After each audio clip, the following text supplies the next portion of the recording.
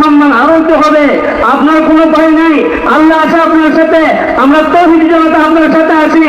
এই ডক্টর ইউনূস আপনি এগিয়ে চলেন, আমরা আছি আপনার। বিজ্ঞ আলেমে দ্বীন হযরত আল্লামা মাওলানা কুতুবউদ্দিন নাওপুরি দামাত বরকাতুহুল আলিয়া।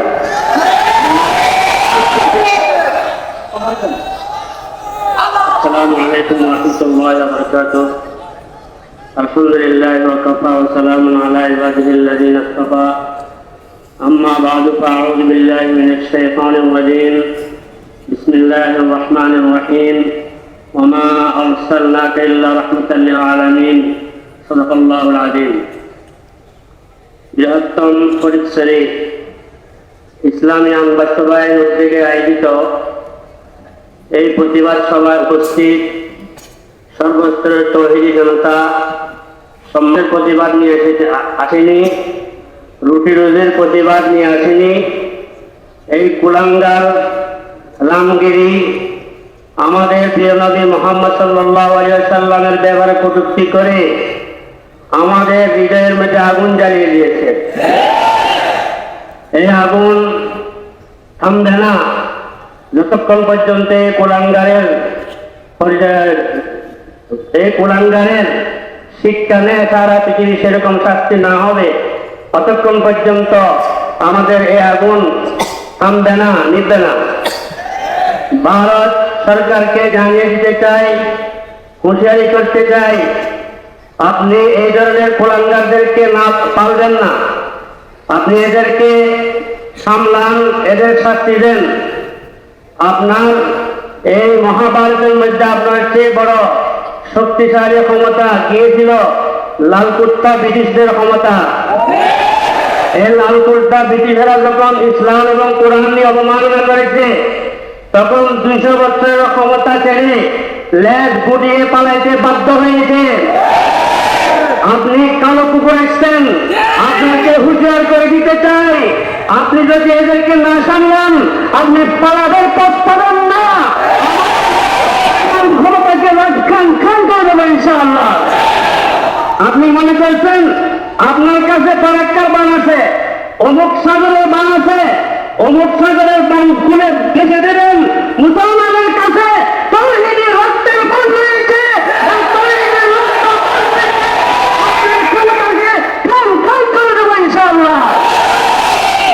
মুসলমান ভাইগণ, কাঁপিনাশক, কুখ্যাত কাঁপিনাশক, সে রসুলের নামে অবমাননা করেছে। কিন্তু রসুলের আশেক মোহাম্মদ বিন মাসলামা গিয়ে তাকে টুকরো টুকরো করেছে। সেরকম বাদা আবু রাফে রসুলের নামে অবমাননা করেছে।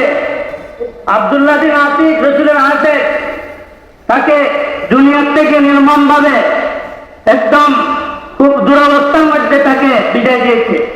আমরা সেই আব্দুল্লাহ বিন আতিকের উত্তরসূরি, আমরা সেই মোহাম্মদ বিন মাসলামার উত্তরসূরি। এখনো সময় আছে, তওবা করেন।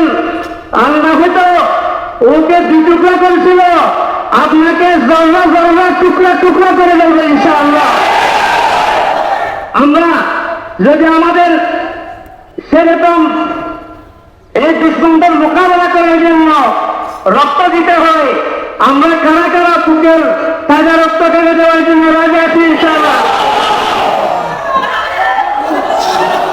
আমরা এই ইসলামী আইন বাস্তবায়ন কমিটির পক্ষ থেকে বিশ্বব্যাপী সংগঠন জাতিসংঘ, এই জাতিসংঘের প্রতি আমরা অনুরোধ করব, আপনারা শান্তির পতাকা নিয়ে সারা দুনিয়া বেড়াচ্ছেন, শান্তির পতাকা নিয়ে বেড়াচ্ছেন 400 কোটি মুসলমানের মধ্যে।